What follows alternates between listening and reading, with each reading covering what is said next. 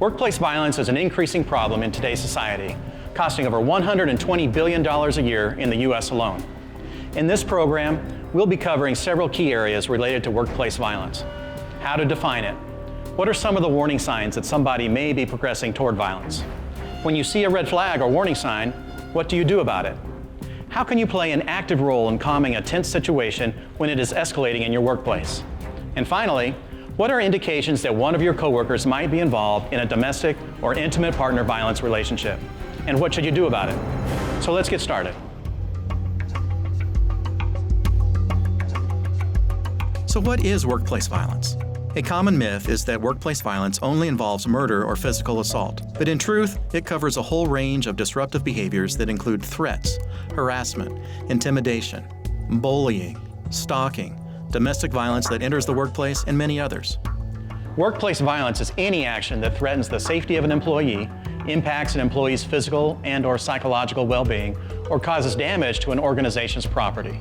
The beginning of awareness is understanding the spectrum of workplace violence. On the extreme right is death, and there's nothing ambiguous about that. If shots are fired, if someone begins shooting people in a workplace, there are some things you can do to increase your chances of surviving, but the reality is you're reacting, not preventing.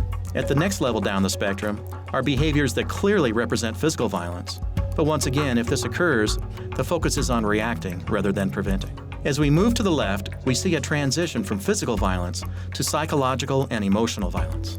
In this part of the spectrum are behaviors like intimidation, stalking, bullying, making threats both direct and implied. These behaviors don't amount to physical violence, but they are destructive to the workplace. The main purpose of this training is to raise your awareness about these behaviors of concern and give you some tools on how to respond when you see them. We want to give you a sharper lens to look through as you go through your workday. We want to help you recognize when a low-threat behavior may be escalating toward possible violence. The path toward violence is almost always an evolutionary one, with signposts along the way. We want you to be able to recognize that there are sometimes subtle but important indicators that point to the possibility that violence could be brewing in your workplace. It's important to be aware that there's no profile of a workplace violence offender. The fact is you just can't predict with certainty who might become violent, which is why recognizing and responding to behaviors of concern is so important.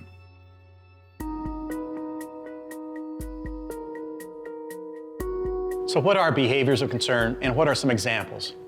Behaviors of concern are disruptive, aggressive, hostile, or emotionally abusive behaviors that generate anxiety and create a climate of distrust, and that adversely affect productivity and morale.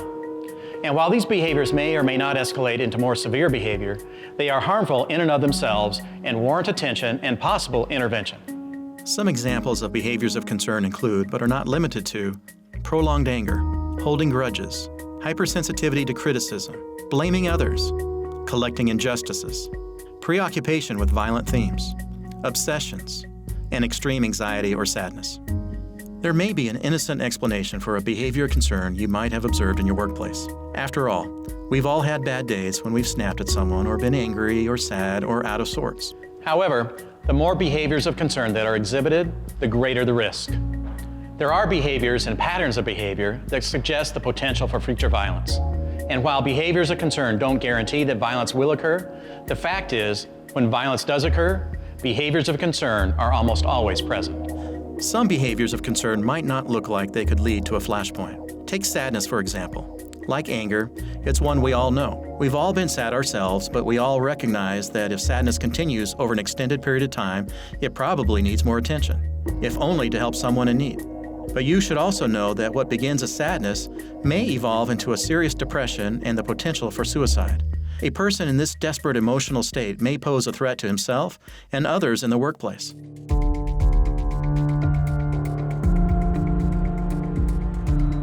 Change is another important aspect related to behaviors of concern. Sometimes there's a stereotype associated with a workplace violence offender, that he or she was a loner. But some people are just quiet by nature and may enjoy solitude. If someone changes, though, if someone that was usually friendly and outgoing suddenly becomes quiet and disengaged, that change is a behavior of concern. Likewise, someone showing extreme or euphoric highs without an apparent reason can be a significant concern and even a possible indicator of suicidal ideation. Remember, you're not trying to decide when something has become dangerous. By then, it might be too late. Your responsibility is to recognize and respond to behaviors, that, if left unchecked, might lead to violence.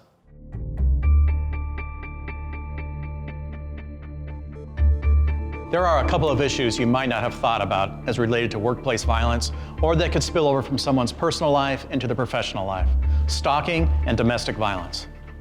We've all read about high-profile stalking situations, individuals who harass, follow, and threaten celebrities or other public figures. Stalking, however, occurs most commonly in the context of a relationship involving intimate partner violence. And stalking can also occur between strangers and just acquaintances. Since stalking and domestic violence often go hand in hand, what is domestic violence and what does it look like?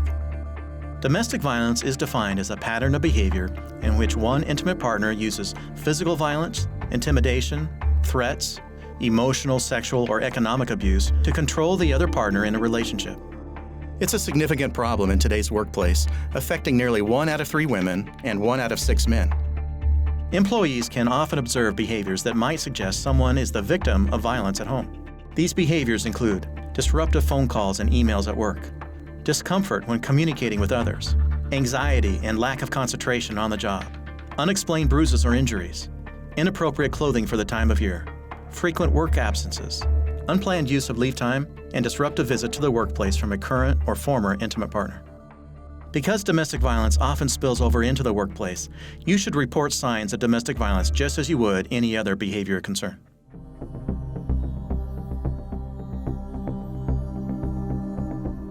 Now that you know what behaviors of concern are, and that setting an early action point is so important, let's take a closer look at what options you have in responding to behaviors of concern. Essentially, you have 3 possibilities. Note it and remember it, talk about it to the person of concern for the purpose of understanding and de-escalating the tension, or report it to the appropriate person or office. Let's look at how you might respond to a common behavior of concern like an outburst of anger. It might be someone just having a really bad day and acting in a way that's out of character. In that case, the right response might be just to note it and remember it. But if that kind of behavior continues, or if it seems to be escalating, you need to recognize it might lead to a flashpoint in the future and take some kind of action. For many lower-level behaviors of concern, you might feel comfortable just asking the person if everything's okay. In situations like that, just giving someone the chance to talk, to vent about what's troubling them, can be a powerful stress reliever. If you asked a coworker how they're doing and their answer concerns you, you should take it to the next level of action and report it to an appropriate person in your organization.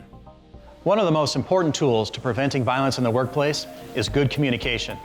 Often, those that act out violently do so out of frustration and because they don't feel like they are being listened to. If one of your employees or a coworker is obviously upset, there are key strategies that you can implement to become a calming influence in a distressed situation. We call it de-escalation. When confronted with a difficult person, it's often our first and visceral response to try and control them. In reality, though, you can't control another person's behavior. What you can control is your own behavior in situations where de-escalation is required. Here's what happens. When we're on the receiving end or witnessing verbal aggression, it can cause an alarm response in our brains that can launch our survival brain into action, which is generally the fight or flight response. And it's in this mental state where people tend to say and do things that often makes the situation worse. Talk to you right now. See, I think that this is not the time for teaching, preaching, fixing, or even debriefing a situation. Your immediate goal is to gain and maintain your composure and re-engage your rational thought processes so you can better influence the situation. Keep in mind that while conflict can't always be resolved, it can be managed. But if you can't control yourself, you won't be able to manage the situation. Giving someone a chance to vent their frustrations can help offload some of their aggressive, argumentative energy. That means one of the most important things you can do in the initial moments of a verbal altercation is communicate your willingness to listen while still maintaining appropriate interpersonal boundaries. So let's look at a situation that didn't go so well. I just think that it's not fair that you get to go out and have lunch with the boss and get all this special treatment and talk about all of our other colleagues, including myself, that you deserve the promotion and that none of us... We don't need to get Stacy in here because I need to talk to you right now. See, I think that you need to hear this, and I think you need to stop telling me to calm down, and I think that you need to listen to me when I'm telling you that this is not fair. I'll just get the manager. We don't need to get the manager because you and I need to talk about this. Maybe this would have worked a little better. I can't deal with this, and so I went off. I lost it. Like I yelled at her, we exchanged words. It's okay.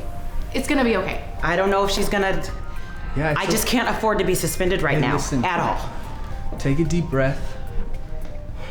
The feelings you're having are valid, but just take a deep breath, take some time, and then go back in there and explain to her why you reacted the way you did. Okay. Yeah, it's okay. It's gonna be all right. I truly believe it. I hope so. I really hope so. Thanks for listening, guys. Yeah. Of course.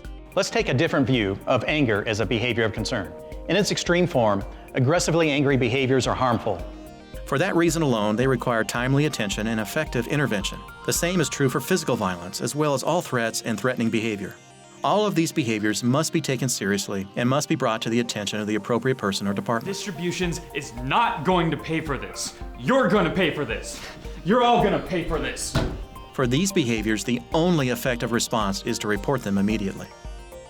There are many ways to report when you've decided you've reached an action point. Beyond some of the confidential systems companies have put into place, there's also your supervisor or someone from human resources, security, or employee assistance.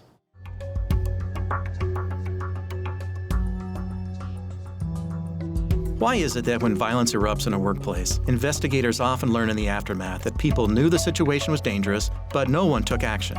It's because there are roadblocks to taking action. Actually, the first roadblock is simply lack of awareness. People who've not been trained to recognize behaviors of concern will not have the awareness needed to respond. And there are psychological barriers too. Some people worry about being seen as a busybody or a snitch. They may be concerned about something, but they want to be sure a situation is really dangerous before taking action. Sometimes people hesitate to report something because they're worried about retaliation. That's why confidential reporting systems can be so valuable. And sometimes people fail to take action because they think it's someone else's responsibility. It's not. It's your responsibility. Your personal safety is at stake. If a flashpoint is triggered in your workplace, it will affect you in some way.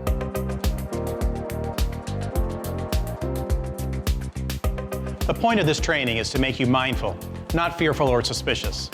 Work from a mindset of awareness. Be aware of the people around you so you can recognize behaviors of concern. Be prepared and committed to take action when action is required. Don't talk yourself out of doing what you need to do. The stakes are too high. There's probably no greater contribution you can make to the safety of your workplace than responding in a timely and effective manner to behaviors of concern. Awareness plus action equals prevention. You can make a difference.